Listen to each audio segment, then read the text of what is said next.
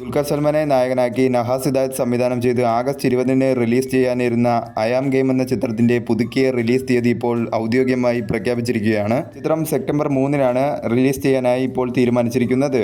നേരത്തെ തീരുമാനിച്ചത് ചിത്രം ആഗസ്റ്റ് 20-ന് ഓണം റിലീസ് ചെയ്യാനാണ്. എന്നാൽ ചിത്രത്തിൻ്റെ പോസ്റ്റ് പ്രൊഡക്ഷൻ വർക്കുകളൊന്നും കൃത്യമായി നടക്കാത്തത് കൊണ്ടാണ് ചിത്രത്തിൻ്റെ റിലീസ് സെപ്റ്റംബർ 3-ലേക്ക് മാറ്റിയിരിക്കുന്നത്. ഇപ്പോൾ തിരഞ്ഞെടുത്തിരിക്കുന്ന ഈ റിലീസ് ഡേറ്റ് വളരെ ഒരു മികച്ച രീതിയിലുള്ള റിലീസ് ഡേറ്റ് ആയിട്ടാണ് ഇപ്പോൾ കണക്കാക്കിയിരിക്കുന്നത്. കാരണം എന്താണെന്ന് വെച്ചാൽ അതിൻ്റെ പിറ്റേ ദിവസം, അതായത് സെപ്റ്റംബർ 4-ാം തീയതി ശ്രീകൃഷ്ണ ജയന്തിയുമായി ബന്ധപ്പെട്ട് ഹോളിഡേ ആണ്. സെപ്റ്റംബർ 5-ാം തീയതി സാറ്റർഡേയും അതുപോലെ സെപ്റ്റംബർ 6-ാം തീയതി സൺഡേയും ആയതുകൊണ്ട് തന്നെ തുടർച്ചയായി 3 ദിവസം അവധി ദിവസങ്ങളാണ്. മലയാളത്തിൽ നിന്നും ചിത്രം സോളോ റിലീസ് ആയതുകൊണ്ട് തന്നെ വളരെ മികച്ച രീതിയിലുള്ളൊരു റിലീസിംഗ് ഡേറ്റും അതുപോലെ തന്നെ തിയേറ്ററിക്കൽ കൗണ്ടും തന്നെ ചിത്രത്തിന് ലഭിക്കുന്നതായിരിക്കും. 2023-ന് ശേഷം ദുൽഖർ സൽമാൻ നായകനായിട്ടുള്ള ഒരു ചിത്രവും മലയാളത്തിൽ നിന്നും റിലീസായിട്ടില്ല. അവസാനം ഇറങ്ങിയ കിങ് ഓഫ് കൊത്ത എന്ന ചിത്രമാണ്. ചിത്രം തിയേറ്ററുകളിൽ വമ്പൻ പരാജയമാണ് ഏറ്റുവാങ്ങിയത്. ഓണം റിലീസായി 3 ചിത്രങ്ങളാണ് റിലീസ് ചെയ്യുമെന്ന് തീരുമാനിച്ചത്. എന്നാൽ ദുൽഖർ സൽമാന്റെ ഐ ആം ഗെയിം എന്ന ചിത്രം മാറ്റിയതോടുകൂടി ഇപ്പോൾ ക്ലാഷ് വന്നിരിക്കുന്നത് പൃഥ്വിരാജും അതുപോലെ തന്നെ നിവിൻ പോളിയും തമ്മിലാണ്.